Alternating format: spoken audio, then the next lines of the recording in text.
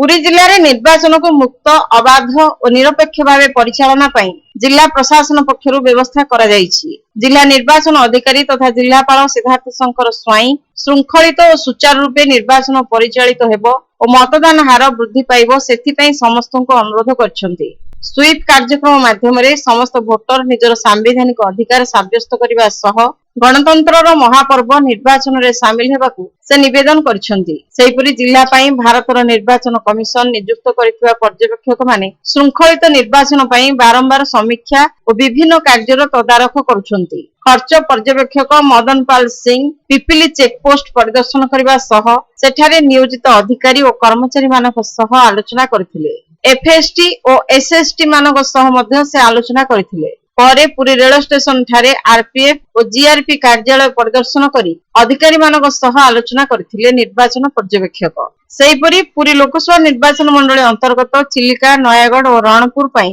नियुक्त अन्यतम साधारण पर्यवेक्षक टीवी सुहास पुरी लोकसभा निर्वाचन मंडली विभिन्न स्थान परिदर्शन करथिले। पुरी रे पहुंचवा परे श्री सुहास जिलापालक सह निर्वाचन विभिन्न विषय रे आलोचना करथिले।